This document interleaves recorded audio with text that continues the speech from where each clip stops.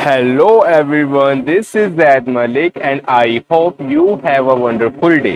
तो बच्चों आज हम पढ़ने जा रहे हैं chapter matter in our surroundings के पेज नंबर 6 के क्वेश्चन आंसर। और बच्चों हमारा फर्स्ट क्वेश्चन है the mass per unit volume of a substance is called density. Arrange the following in order of increasing density: air, exhaust from chimney, honey, water, chalk, cotton and iron। तो बच्चों question हमें क्या कहना चाह रहा है कि mass per unit volume of a substance is called density. मतलब जो हमारी डेंसिटी होती है वो किसके इक्वल होती है? मास पर यूनिट वॉल्यूम। अब बच्चों अगर हम इजी लैंग्वेज में समझना चाहें कि डेंसिटी होता क्या है, तो बच्चों हम घनता को, किसी चीज की घनता को उसकी डेंसिटी कहते हैं। जो चीज जितनी ज्यादा घनी होगी, स्ट्रॉन्ग होगी, रिजिड होगी, उतनी ज्यादा उसकी डेंसिटी होगी। अब बच्चों जैसे कि हमें पता है कि जो हमारा मैटर है वो 5 फॉर्म में एग्जिस्ट करता है, उसकी स्टेट कितनी है? 5। अब बच्चों हम पहली 3 स्टेट्स को कंसीडर करते हैं। Okay, solid, liquid, gas. अब बच्चों इन 3 स्टेट्स में से सबसे ज्यादा जो घनी चीज होती है, रिजिड होती है, सख्त होती है, वो होती है सॉलिड। अब बच्चों इसलिए सॉलिड की डेंसिटी सबसे ज्यादा हायर होती है, सबसे ज्यादा होती है। उसके बाद बच्चों लिक्विड के केस में लिक्विड की डेंसिटी सॉलिड से कम होती है क्योंकि ये सॉलिड से कम घनी होती है। और बच्चों गैस के केस में इसकी डेंसिटी सबसे कम होती है क्योंकि ये सबसे ज्यादा कम घनी होती है। ठीक है, सबसे ज्यादा जो घना कोई अगर चीज है वो सॉलिड है, उससे कम लिक्विड और बच्चों उससे कम गैस। तो इसलिए सॉलिड की डेंसिटी सबसे ज्यादा होती है, लिक्विड की उससे कम और गैस की सबसे कम। ठीक है, अब बच्चों जो 2 स्टेट्स है उसको हम यहाँ पर कंसीडर नहीं कर रहे, एक प्लाज्मा और बोस आइंस्टाइन कंडेंसेट को। तो बच्चों यहाँ पर सिर्फ हमने पहली 3 स्टेट्स को कंसीडर करना है। अब बच्चों क्वेश्चन में हमें आगे कहा गया है arrange the following in order of increasing density. मतलब कि बच्चों यहाँ पर हमें नीचे कुछ चीजें गिवन है और इनको हमने अरेंज करना है इंक्रीजिंग डेंसिटी ऑर्डर। ओके, तो बच्चों इनका ऑर्डर कैसा होना चाहिए कि इनकी डेंसिटी बढ़ रही हो, इंक्रीज हो रही हो। इसका मतलब लेफ्ट हैंड साइड में जो हम पहली थिंग्स पिक करेंगे, रखेंगे, उसकी डेंसिटी सबसे कम होगी और उसके बाद उसकी डेंसिटी ऐसा ऐसा बढ़ती जाएगी। और बच्चों राइट हैंड साइड में जो सबसे लास्ट चीज होगी, लास्ट थिंग होगी, उसकी डेंसिटी सबसे ज्यादा होगी। अब बच्चों यहाँ पर हमने बात करी कि गैस जिसकी डेंसिटी सबसे कम होती है, और बच्चों यहाँ पर जो हम पहली चीज रखेंगे उसकी डेंसिटी सबसे कम होगी। अब बच्चों इन सारी चीजों में से जो गैस की फॉर्म में एग्जिस्ट करती है वो कौन सी चीज है? एयर। तो बच्चों एयर गैस की फॉर्म में एग्जिस्ट करती है, तो इसलिए हम यहाँ रखेंगे एयर को।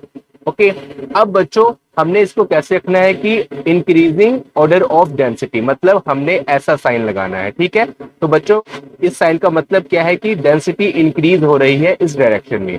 उसके बाद बच्चों यहाँ पर है exhaust from chimney, Honey, water, chalk, cotton and iron. तो बच्चों यहाँ पर जो एग्जॉस्ट फ्रॉम चिमनी है ये भी एक्चुअली गैस की फॉर्म में एग्जिस्ट करती है, लेकिन बच्चों यहाँ पर ये जो गैसेस निकलती है चिमनी में से, जो फैक्ट्रीज होती है उनकी जो चिमनी होती है उसमें से जो गैसेस निकलती हैं, तो बच्चों उस गैसेस में कुछ पार्टिकल्स होते हैं, कुछ केमिकली पार्टिकल्स होते हैं, तो इसलिए वो एयर से ज्यादा संगड़ी होती है, घनी होती है। तो बच्चों इसके बाद जो हमारी चीज आएगी वो है exhaust from chimney, exhaust from chimney. ठीक है बच्चों, तो बच्चों जो चिमनी से हमारे धुआं निकलता है वो एयर से ज्यादा घना होता है, उसकी डेंसिटी एयर से ज्यादा होती है। उसके बाद बच्चों हम रखेंगे यहाँ पर हमारे पास जो चीजें हैं Honey, water, chalk, cotton and iron. तो बच्चों अब यहाँ पर जो सबसे इन सारी चीजों में से सबसे कम डेंसिटी है वो कॉटन की है, रुई की, क्योंकि बच्चों यहाँ पर हनी है, वाटर है, चॉक है, रुई है और आयरन है। तो बच्चों यहाँ पर हम रखेंगे कॉटन। अब बच्चों कॉटन के बाद यहाँ पर है Honey, water, chalk and iron, हम रखेंगे यहाँ पर बच्चों वाटर को। ठीक है बच्चों, क्योंकि बच्चों जो वाटर होता है वो कॉटन से ज्यादा घना होता है, कॉटन जो रुई होती है वो बहुत हल्की होती है। उसके बाद बच्चों वाटर के बाद हम रखेंगे हनी को, शहद को, क्योंकि बच्चों जो शहद होता है वो वाटर से गाढ़ा होता है। अब बच्चों हनी के बाद रखेंगे हम चौक को, क्योंकि बच्चों जो चौक होता है वो शहद से रिजिड होता है, गाढ़ा होता है। तो बच्चों यहाँ पर हमने रखा चौक। और बच्चों सबसे लास्ट में जो हमारी सबसे ज्यादा डेंसिटी वाली चीज है वो होगी आयरन, मतलब कि लोहा। ठीक है बच्चों, तो बच्चों हमारा ये ऑर्डर कैसा हुआ, सबसे कम होगी एयर की डेंसिटी, उसके बाद जो डेंसिटी है वो इस डायरेक्शन में इंक्रीज होती जाएगी, मतलब कि exhaust from chimney, cotton, water, Honey, chalk and iron. Okay बच्चों, तो बच्चों आई होप कि आपको फर्स्ट क्वेश्चन समझ आया होगा। एंड नेक्स्ट करते हैं हम सेकंड क्वेश्चन, उससे पहले आप इतना नोट कर लें। नाउ स्टूडेंट्स, अब हम करने जा रहे हैं सेकंड क्वेश्चन। स्टेटमेंट है ए part, tabulate the differences in the characteristics of states of matter। तो बच्चों हमने सेकंड क्वेश्चन में क्या करना है, उसका ए पार्ट है कि हमने स्टेट्स ऑफ मैटर के कैरेक्टरिस्टिक्स मतलब कि विशेषताएं के बीच में डिफरेंसेस लिखना है। अब बच्चों यहाँ पर हमें पता है कि स्टेट्स ऑफ मैटर 5 टाइप्स की होती हैं, जैसे कि solid, liquid, gas, plasma and Bose Einstein condensate. लेकिन बच्चों आज जो हम डिफरेंसेस लिखेंगे characteristics of states of matter, तो बच्चों वो लिखेंगे हम जो पहली 3 स्टेट्स हैं, मतलब कि सॉलिड, लिक्विड और गैस। अब बच्चों यहाँ पर बात आती है कि प्लाज्मा और बोस आइंस्टाइन कंडेंसेट को यहाँ पर हम क्यों कंसीडर नहीं करेंगे। तो बच्चों इसका जवाब ये है कि plasma and boss Einstein condensate को हम पढ़ेंगे हाई क्लासेस में, और बच्चों उसका जो कैरेक्टरिस्टिक्स है और उसके बारे में रिमेनिंग जो स्टडीज हैं वो बहुत ज्यादा डीप है, और बच्चों वो हम जब कॉलेज क्लासेस में आएंगे तभी हम उसके बारे में बात करेंगे। अगर आपका सिलेबस चेंज होता है तो +1 +2 में उसके बारे में आप बात कर सकते हो। अब बच्चों यहाँ पर हम लेंगे सिर्फ पहली 3 स्टेट, सॉलिड, लिक्विड और गैस। अब बच्चों उनकी जो कैरेक्टरिस्टिक्स है वो हम लिखते हैं। यहाँ पर पहले हम आंसर लिख लेते हैं और फिर लिखने के साथ साथ ही मैं समझा दूंगा कि उनके बीच में क्या डिफरेंस है। ओके, सो स्टूडेंट्स इसका आंसर है solid state, liquid state and gaseous state. तो बच्चों फर्स्ट पॉइंट है definite shape and definite volume. तो बच्चों ये सब हमने थ्योरी पार्ट में कर रखा है कि जो सॉलिड स्टेट में सॉलिड जो होता है उसका डेफिनेट शेप होता है और डेफिनेट वॉल्यूम होता है। अब बच्चों लिक्विड स्टेट में क्या होता है कि जो लिक्विड होता है no definite shape but definite volume. तो बच्चों लिक्विड का डेफिनेट शेप नहीं होता लेकिन उसका डेफिनेट वॉल्यूम होता है, ये बात बच्चों हमने कर रखी है।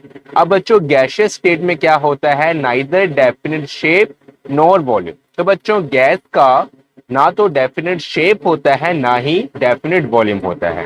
अब बच्चों ये सारे जो पॉइंट्स हैं हमने इनमें बात कर रखी है थ्योरी पार्ट में, तो प्लीज पहले उसको वॉच करें फिर यहाँ पर आए तो आपको समझ आएगा। ओके, अब बच्चों जो सेकंड पॉइंट है वो है इनकम्प्रेसिबल।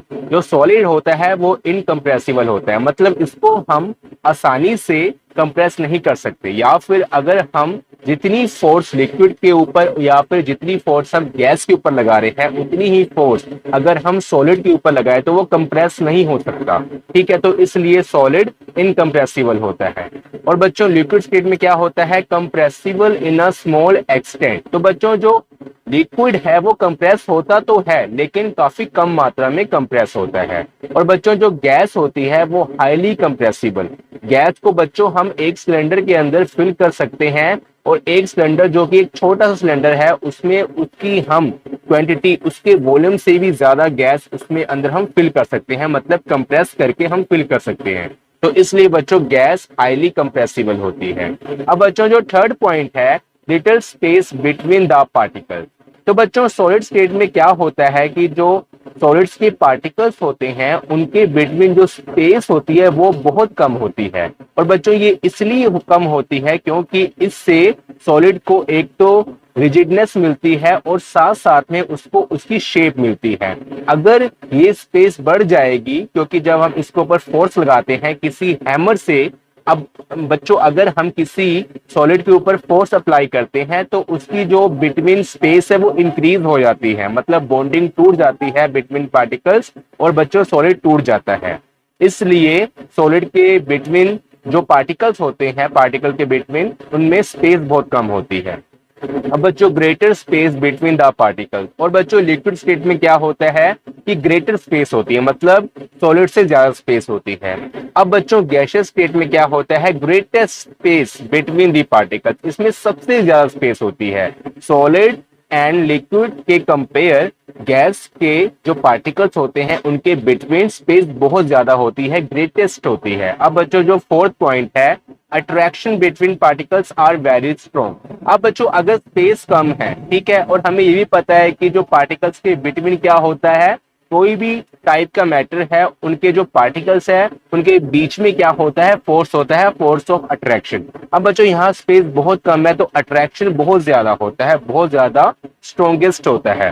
और बच्चों लिक्विड स्टेट में क्या होता है कि अट्रैक्शन होता तो है लेकिन लेस देन सॉलिड होता है, सॉलिड से कम अट्रैक्शन होता है बिटवीन पार्टिकल्स। अब बच्चों गैसियस स्टेट में क्या होता है, वीक अट्रैक्शन। अब बच्चों यहाँ पर जो अट्रैक्शन की बात हो रही है, ये बात हो रही है अट्रैक्शन फोर्सेस बिटवीन पार्टिकल्स। बच्चों सॉलिड के केस में अट्रैक्शन फोर्सेस बिटवीन पार्टिकल्स सबसे ज्यादा स्ट्रॉन्ग होता है, सबसे ज्यादा होता है। लिक्विड के केस में अट्रैक्शन सॉलिड से कम होता है, और बच्चों गैसियस स्टेट में अट्रैक्शन वीक होता है, मतलब कि सॉलिड और लिक्विड से भी कम होता है, बहुत ही ज्यादा कम होता है। अब बच्चों फिफ्थ जो हमारा पॉइंट है, पार्टिकल्स कांट मूव फ्रीली। अब बच्चों सॉलिड के केस में क्या होता है कि अट्रैक्शन स्ट्रॉन्ग होता है, अगर कोई चीज बहुत ज्यादा स्ट्रॉन्ग फोर्स से एक साथ एकोमोडेट हो, पकड़ी गई हो, तो बच्चों उसको फ्री करना मतलब वो मूव नहीं कर सकता, ठीक है ना। तो इसलिए जो सॉलिड्स के पार्टिकल्स होते हैं वो फ्रीली मूव नहीं कर सकते क्योंकि उनके बीच में अट्रैक्शन बहुत ज्यादा होता है। अब बच्चों लिक्विड स्टेट में क्या होता है, पार्टिकल्स मूव फ्रीली। अब बच्चों यहाँ पर क्या होता है कि जो पार्टिकल्स होते हैं लिक्विड स्टेट में वो मूव कर सकते हैं। अब हमें पता है बच्चों जो लिक्विड होता है वो फ्लो कर सकता है, अगर हम कोई लिक्विड को यहाँ डालेंगे तो कुछ सेकंड में यहाँ पहुंच जाएगा, इसका मतलब क्या, उसके पार्टिकल्स मूव कर रहे हैं। तो बच्चों पार्टिकल्स मूव फ्रीली, ओके। अब बच्चों गैसियस स्टेट में क्या होता है कि इसके पार्टिकल्स तो काफी ज्यादा और काफी आसानी से मूव कर सकते हैं। हमें पता है कि अगर हम कोई गैस यहाँ लीक हो रही है, एलपीजी जो गैस है हमारे घर में हमारी किचन में लीक हो रही है, तो बच्चों हमें, अगर हम अपने छत पर हों, टेरिस में हो, तो हमें वहां पर भी उसकी स्मेल डिटेक्ट हो जाती है। इसका मतलब क्या है कि पार्टिकल्स बहुत ही ज्यादा मूव कर रहे हैं उसमें। तो बच्चों gaseous particles are in continuous random motion. अब जो बच्चों यहाँ बात करी गई है कि जो गैसियस के पार्टिकल्स होते हैं, गैस के जो पार्टिकल्स होते हैं वो कॉन्टिन्यूअस रैंडम मोशन में होते हैं, मतलब वो लगातार ही मतलब लगातार ही मूव करते रहते हैं, और उनकी जो मूवमेंट होती है वो रैंडम होती है, मतलब हेयर एंड देयर, ठीक है, कोई डायरेक्शन नहीं होती। अगर इस डायरेक्शन मूव करे तो इस डायरेक्शन में करेगा कुछ सेकंड के लिए, हेयर एंड देयर किसी भी डायरेक्शन में रैंडमली वो मूव करते हैं। ओके बच्चों, तो बच्चों आई होप कि आपको सेकंड क्वेश्चन का ए पार्ट समझ आया होगा। अब बच्चों हम नेक्स्ट करते हैं इसका बी पार्ट, तो उससे पहले आप इतना नोट कर लें। तो नाउ स्टूडेंट्स अब हम करने जा रहे हैं question number 2 B part. Question है comment upon the following: rigidity, compressibility, fluidity, filling a gas container, shape, kinetic energy and density। तो बच्चों यहाँ पर हमें कुछ पॉइंट्स गिवन हैं और इनके ऊपर हमने कमेंट करना है, मतलब कि इनको एक्सप्लेन करना है कि ये होते क्या है। तो बच्चों जो हमें ये सारे पॉइंट्स गिवन हैं, ये पॉइंट्स रिलेट करते हैं स्टेट्स ऑफ मैटर के साथ। और बच्चों स्टेट्स ऑफ मैटर वो भी कौन सी, पहली 3 स्टेट्स ऑफ मैटर, मतलब कि सॉलिड, लिक्विड एंड गैस। तो बच्चों सबसे पहले हम रिजिडिटी को इजी लैंग्वेज में समझते हैं कि इसका मतलब क्या होता है। तो बच्चों किसी चीज की सख्ताई को हम बोलते हैं रिजिडिटी। जो चीज जितनी ज्यादा सख्त होगी उसकी रिजिडिटी उतनी ज्यादा होगी। अब बच्चों यहां पर हमने लिए हैं पहली 3 states of matter, solid, liquid, gas. अब बच्चों इन तीनों स्टेट्स में से सबसे ज्यादा जो सख्त होती है वो होती है सॉलिड, ठीक है। और बच्चों सॉलिड से कम जो सख्त होती है वो होती है लिक्विड, और बच्चों सबसे कम जो सख्त होती है, मतलब कि जो सख्त होती ही नहीं है, वो होती है गैस। तो बच्चों इसका मतलब क्या हुआ कि सॉलिड काफी ज्यादा रिजिड होता है, उसकी रिजिडिटी काफी ज्यादा होती है as compare to liquid and gas. तो बच्चों यहां पर जो हमने डेफिनेशन लिखी है रिजिडिटी की वो क्या है, Rigidity can be expressed as the tendency of matter to resist a change in shape. तो बच्चों समझो इस बात को, उन्होंने बोला है कि जो रिजिडिटी है वो एक टेंडेंसी है मैटर की, टेंडेंसी ऑफ मैटर, मैटर की एक टेंडेंसी होती है, क्षमता होती है to resist a change in shape. और क्षमता कौन सी होती है कि जब उसके शेप में चेंज आती है तो वो उसको रेजिस्ट करता है, मतलब कि रोकता है। अपने शेप में आने वाली चेंज को रोकने की क्षमता को क्या बोलते हैं? रिजिडिटी।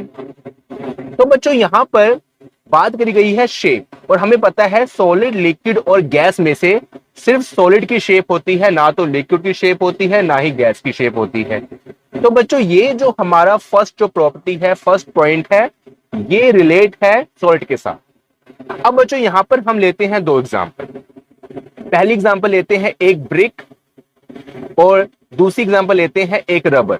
तो बच्चों ये दोनों सॉलिड, लेकिन बच्चों यहां पर जो सॉलिड जो ये है ब्रिक है, ये ज्यादा सॉलिड है एज कंपेयर टू रबर।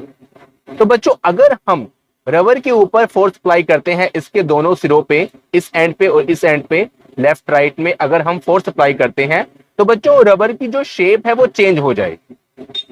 लेकिन बच्चों अगर उतनी ही फोर्स या फिर उससे ज्यादा भी फोर्स अगर हम किसी ब्रिक के ऊपर अप्लाई करेंगे तो बच्चों अगर ये रेक्टेंगल है ब्रिक, तो ये रेक्टेंगल ही रहेगी।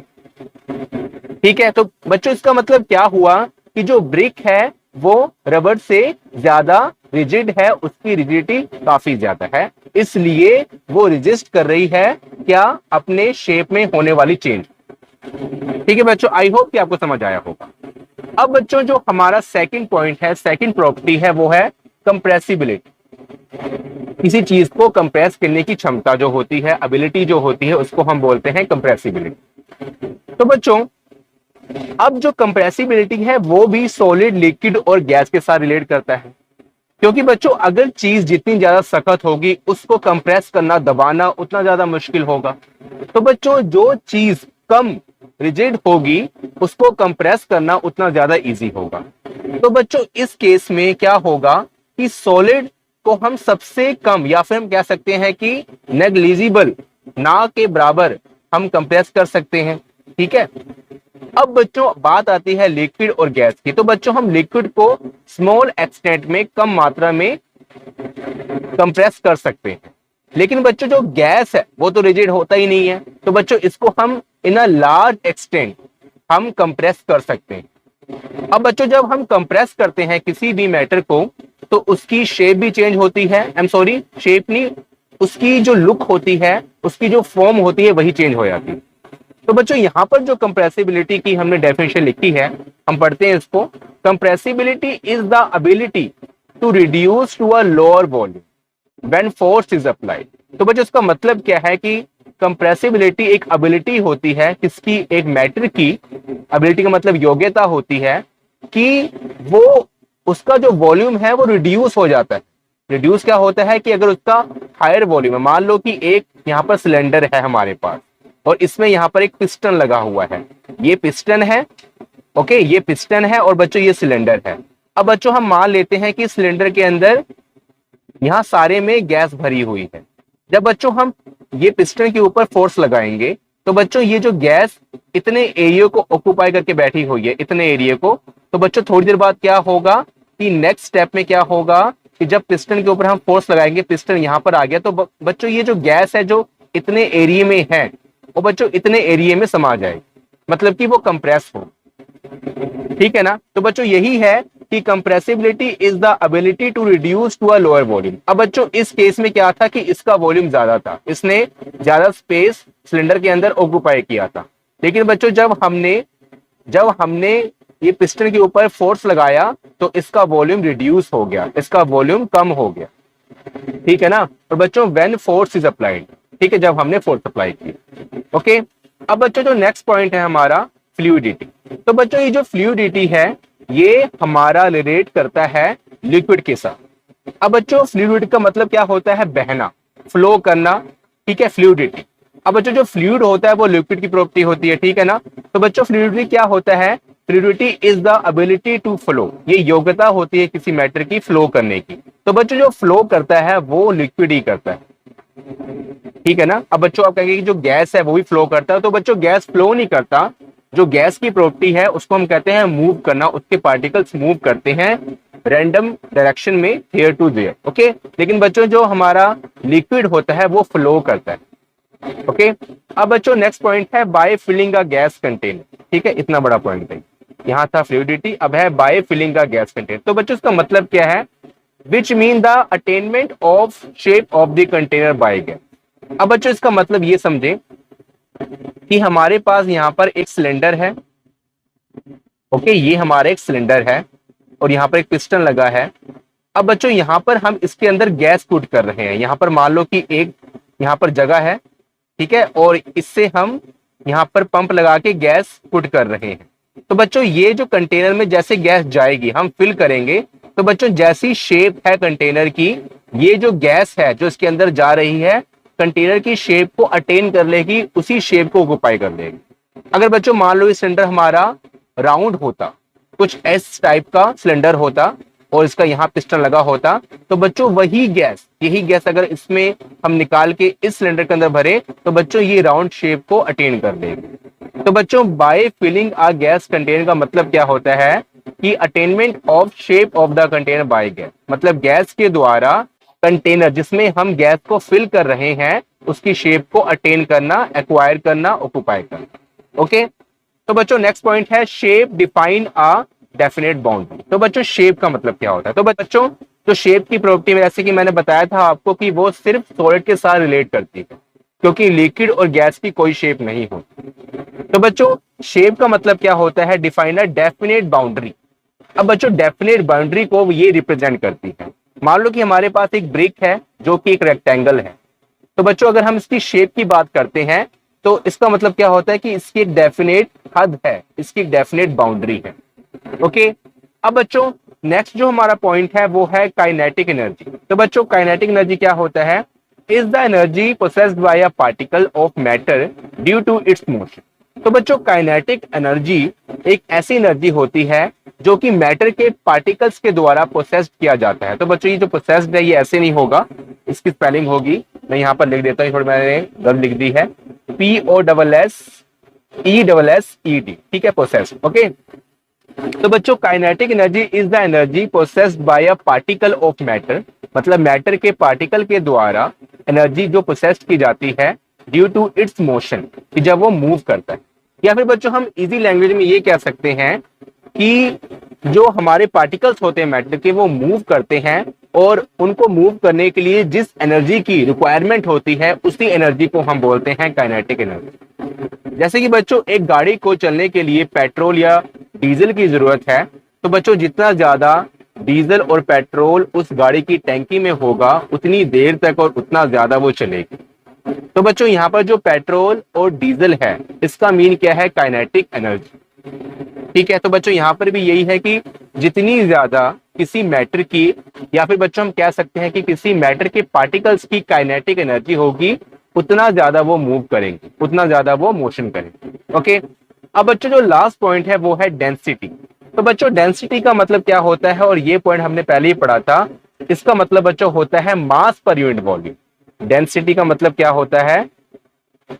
मास पर यूनिट वॉल्यूम।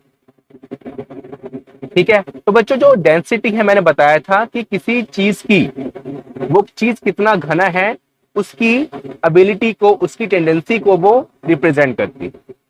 ठीक है, कि जितनी चीज ज्यादा घनी होगी उतनी ज्यादा उसकी डेंसिटी।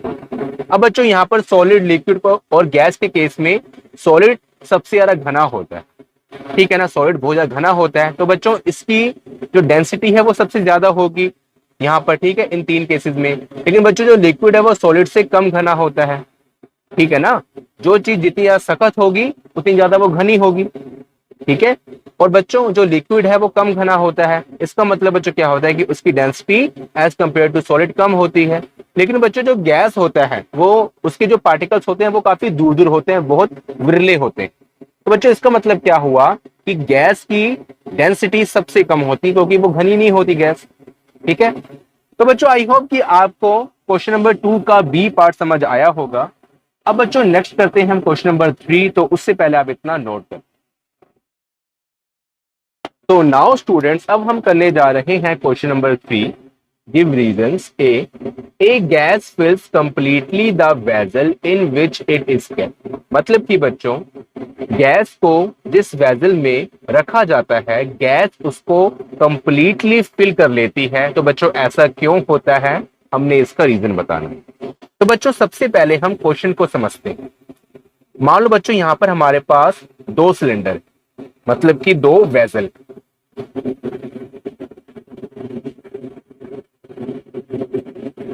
अब बच्चों ये जो दोनों सिलेंडर है, इनकी जो टेंडेंसी है वो है 14 केजी। मतलब इसमें हम 14 केजी का मैटर फिल कर सकते हैं।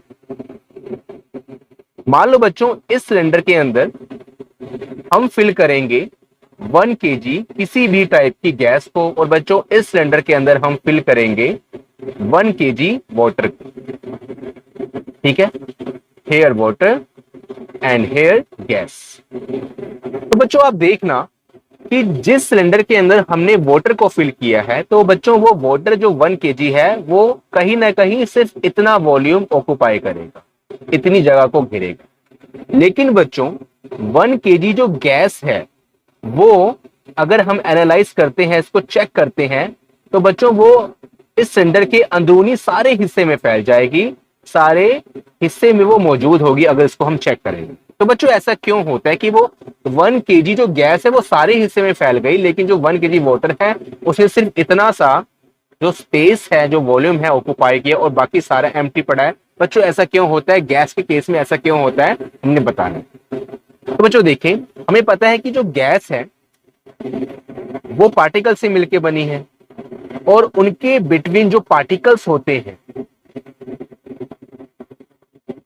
मतलब पार्टिकल्स के बिटवीन जो फोर्स होती है बच्चों, वो बहुत ही ज्यादा वीक होती है, जो कि आसानी से थोड़ी एनर्जी मिलने के साथ ही टूट जाती है।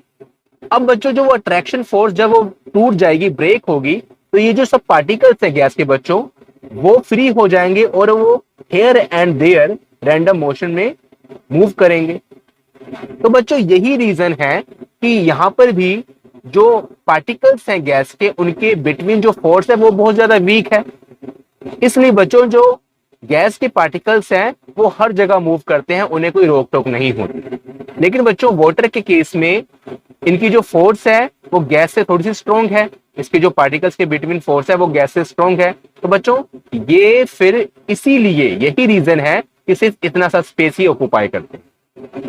ठीक है, तो बच्चों इसलिए हमारा जो रिक्वायर्ड आंसर है, there is a little attraction between particles of gas, दस gas particles are move freely in all direction, therefore gas completely fills the vessel in which it is kept।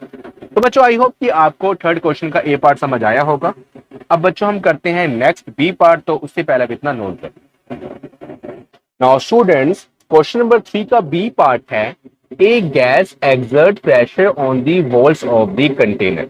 कि जो गैस है जिस container में उसको हम fill करते हैं, पुट करते हैं, वो बच्चों उस कंटेनर्स के वॉल्स के ऊपर प्रेशर एक्सर्ट करती है। तो बच्चों ऐसा क्यों होता है, हमने बताना है। तो बच्चों इसका आंसर ये है, particles of a gas move randomly in all direction which high speed. As a result, particles hit each other and also hit the walls of the container with a force. Therefore, gas exerts pressure on the walls of the container. जैसे कि बच्चों मैंने आपको बताया कि जो gas के particles होते हैं उनके बिटवीन जो अट्रैक्शन फोर्सेस होती है वो बहुत ज्यादा वीक होती है। तो बच्चों इसी कारण से जो गैस के पार्टिकल्स हैं वो here and there freely move करते हैं, रैंडमली मोशन करते हैं। तो बच्चों जिस कंटेनर के अंदर गैस हमने फिल करी हुई है और जो गैस के पार्टिकल्स हैं वो उसके अंदर हेयर एंड देयर मूव कर रहे हैं। तो बच्चों जब बंदा बिना किसी डायरेक्शन से हेयर एंड देयर मूव करता है, तो वो क्या होता है कि अगर हम बंदे की बात करें और यहाँ पर अगर उसको हम असेंबल करें पार्टिकल के साथ, तो बच्चों जब कोई बिना किसी डायरेक्शन से आंख बंद करके हेयर एंड देयर मूव करता है तो आपस में टकराता है। तो बच्चों यहाँ क्या होता है कि जो पार्टिकल्स हैं वो भी आपस में टकराते हैं और फोर्स के साथ टकराते हैं, क्योंकि ये बड़ी हाई स्पीड से मूव करते हैं। जो पार्टिकल्स होते हैं रैंडम मोशन में जब मूव करते हैं बच्चों, तो ये बड़ी हाई स्पीड में होते हैं। तो बच्चों ये आपस में भी टकराते हैं, और ये जो दीवार है, जो ये वॉल है कंटेनर की, इसके साथ भी टकराते हैं। तो बच्चों जब ये फोर्स के साथ, क्योंकि ये काफी स्पीड में होते हैं, और अगर कोई चीज स्पीड में होती है तो अगर वो किसी साथ टकराएगी तो बच्चों वहां पर फोर्स क्या होगा, अप्लाई होगा। तो बच्चों जब ये काफी ज्यादा फोर्स के साथ इस वॉल के साथ हिट करते हैं, टकराते हैं, तो बच्चों वॉल्स के ऊपर एक प्रेशर लगता है। अगर बच्चों आप किसी बॉल को किसी बॉल्स के ऊपर फेंको, वहां मारो, तो बच्चों क्या होगा, आपने बॉल्स के ऊपर एक फोर्स लगाया है। अब बच्चों जो बॉल है वो फोर्स के साथ किसी जो बॉल्स के ऊपर लगेगी, तो बच्चों वो बॉल्स के ऊपर एक प्रेशर लगेगा। तो बच्चों यहां पर भी यही, ओके। तो बच्चों therefore gas exert pressure on the walls of the container, यही कारण है कि जो गैस के जो पार्टिकल्स होते हैं वो प्रेशर एक्सर्ट करते हैं किसके ऊपर, वॉल्स ऑफ द कंटेनर। तो बच्चों आई होप कि आपको थर्ड क्वेश्चन का बी पार्ट भी समझ आया होगा। अब बच्चों हम नेक्स्ट करते हैं सी पार्ट, तो उससे पहले आप इतना नोट कर। नाउ स्टूडेंट्स, अब हम करने जा रहे हैं क्वेश्चन नंबर 3 का C part. A wooden table should be called a solid. तो बच्चों एक लकड़ के टेबल को हमें सॉलिड कहना चाहिए। तो बच्चों क्वेश्चन हमें क्या कहना चाह रहा है कि अगर एक वुडन टेबल है, लकड़ का टेबल है, उसको हमें सॉलिड कहना चाहिए। तो बच्चों अब हम देखते हैं। तो बच्चों हम सॉलिड किस चीज को कहते हैं, जो चीज सॉलिड स्टेट की प्रॉपर्टी को एक्वायर करे। तो बच्चों सॉलिड स्टेट की प्रॉपर्टी क्या होती है कि सॉलिड की डेफिनेट शेप और डेफिनेट वॉल्यूम होती है। तो बच्चों यहां पर क्या है कि जो आंसर है, ए wooden table has a definite shape and definite volume. तो बच्चों जो लकड़ का टेबल होता है उसकी भी एक डेफिनेट शेप होती है, और बच्चों डेफिनेट वॉल्यूम भी होता है। एंड ऑल्सो बच्चों इट इज वेरी रिजिड, वो काफी ज्यादा रिजिड होता है, सख्त होता है जो लकड़ टेबल होता है। एंड कांट बी कंप्रेस्ड, और बच्चों उसको हम कंप्रेस नहीं कर सकते लकड़ टेबल को, ठीक है। एक नॉर्मली फोर्स की बात कर रहा हूं मैं, ये नहीं आप कहेंगे कि अगर हम काफी ज्यादा प्रेशर लगाएं, हाई प्रेशर लगाएं तो वो कंप्रेस हो जाएगा, लेकिन एक नॉर्मली जैसे आप बैठते हो उसके ऊपर, वो भी फोर्स लग रहा है ना वुडन टेबल के ऊपर, या फिर आप बैठते हो चेयर के ऊपर, मैं चेयर की बात कर रहा हूं, अगर आप कोई सामान रखते हो भारी उस वुडन टेबल के ऊपर तो उसका ही फोर्स लग रहा है, तो वो उतने फोर्स से कंप्रेस नहीं होता, ठीक है। तो बच्चों वो कंप्रेस भी नहीं हो सकता। तो बच्चों ये सारी प्रॉपर्टी मैच कर रही है एक सॉलिड मैटर के साथ। तो बच्चों इसका मतलब क्या हुआ, हाँ हम जो वुडन टेबल को सॉलिड कह सकते हैं, उसको सॉलिड कहना चाहिए। तो बच्चों आई होप कि आपको सी पार्ट भी समझ आया होगा। अब हम नेक्स्ट करते हैं D part. Now students question number 3 का डी पार्ट है, we can easily move our hand in air but do the through a solid block of wood we need a karate expert. तो बच्चों question हमें क्या कहना चाह रहा है कि हम एयर में, जो एयर है, हवा है, उसमें हम अपने हाथ को आसानी से ऐसे ऐसे कर सकते हैं, ठीक है, मूव कर सकते हैं। लेकिन बच्चों हम सॉलिड में अगर कोई चीज है, सॉलिड है, जैसे कि एक ब्लॉक है किसका, वुड का, अगर उसमें हम करना चाहे तो ऐसे नहीं कर सकते, अपने हाथ को हम मूव नहीं कर सकते, और उसके लिए हमें एक कराटे एक्सपर्ट की जरूरत होती है। तो बच्चों ऐसा क्यों होता है? तो बच्चों इसका आंसर है, particles of air have large space between them. तो बच्चों मैंने बताया था कि जो एयर मतलब कि जो गैस के जो पार्टिकल्स हैं उनके बिटवीन जो फोर्सेज होती है वो बहुत ही ज्यादा वीक होती है, जिसकी वजह से उनके पार्टिकल्स के बिटवीन स्पेस बहुत ज्यादा होती है। और बच्चों on the other hand would has little space between its particles. और बच्चों जो वुड होता है वो सॉलिड होता है, और बच्चों हमें पता है कि जो वुड्स के जो पार्टिकल्स होते हैं उनके बिटवीन स्पेस बहुत ज्यादा कम होती है, उनके बिटवीन जो अट्रैक्शन फोर्सेस है वो बहुत ही ज्यादा होती है, इसलिए उनके बिटवीन जो अट्रैक्शन फोर्सेस है वो बहुत ही स्ट्रॉन्ग होती है, इसलिए उनके बिटवीन स्पेस बहुत कम होती है। लेकिन बच्चों एयर के केस में फोर्स वीक होती है, इसलिए स्पेस ज्यादा होती है। Also it is rigid. तो बच्चों जो हमारा वुडन टेबल होता है या वुडन ब्लॉक होता है वो सख्त भी होता है। For this reason we can easily move our hands in air. तो बच्चों इसके पार्टिकल्स दूर दूर होते हैं, तो हम आसानी से ठीक है, स्पेस बहुत ज्यादा इनके बीच में, तो आसानी से अपने हैंड को मूव कर लेते हैं।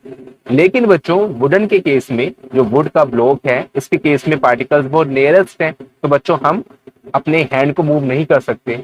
और बच्चों अगर हम करना भी चाहें तो उसके लिए हमें कराटे एक्सपर्ट की जरूरत होती है, क्योंकि बच्चों जो कराटे एक्सपर्ट होता है उसके हैंड बहुत ही ज्यादा स्ट्रांग होते हैं। अगर वो फोर्स लगाएगा तो इसको भी ब्रेक कर देगा। तो बच्चों कराटे एक्सपर्ट कर सकता है, लेकिन एक नॉर्मल ऑर्डिनरी पर्सन नहीं कर सकता।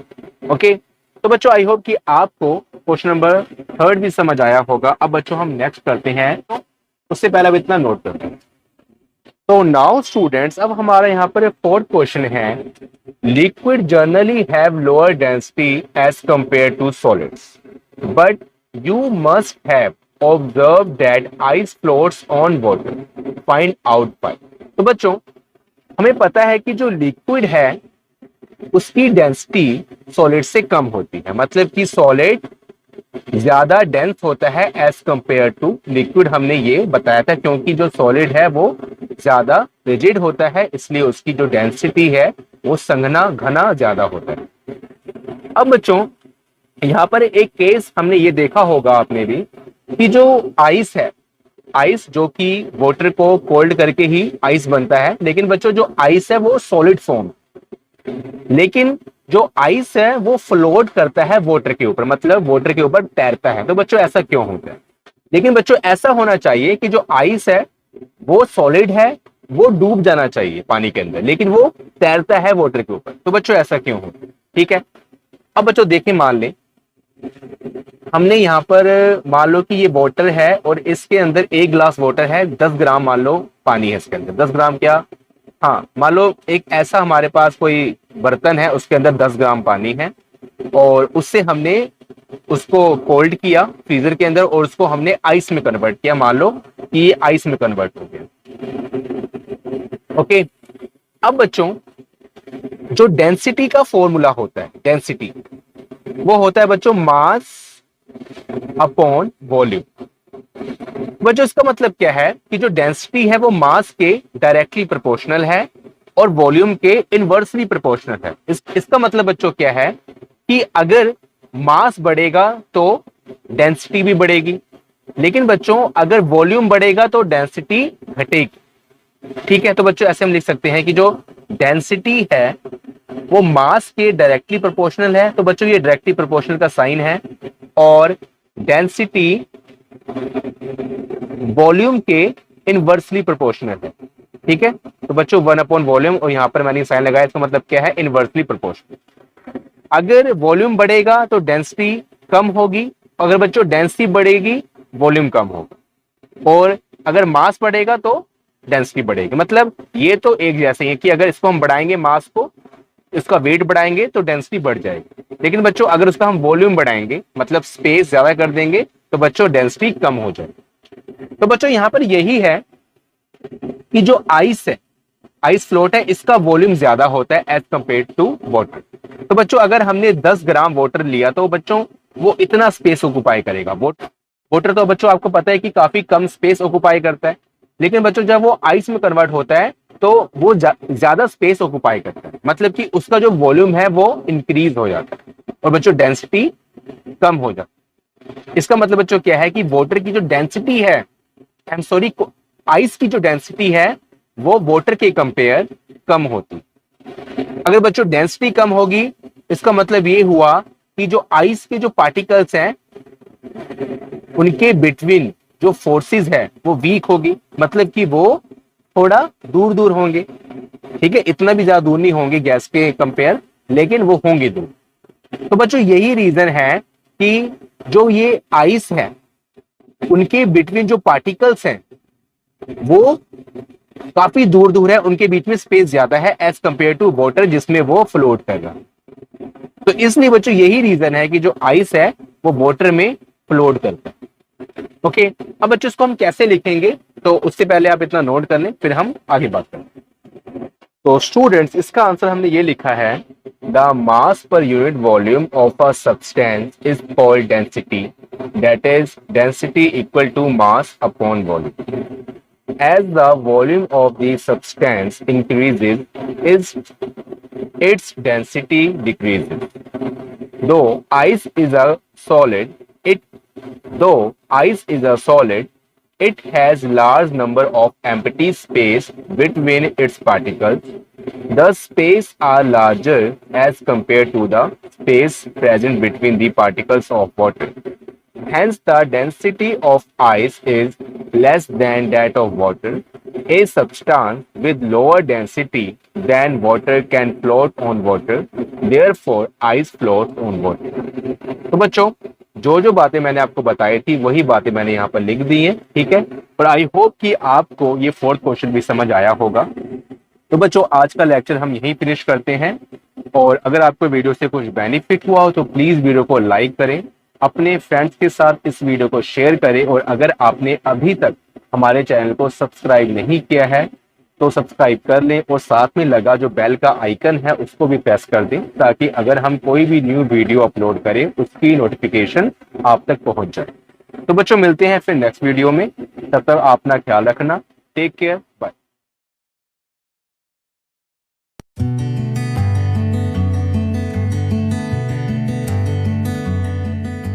Please subscribe my channel. Thank you.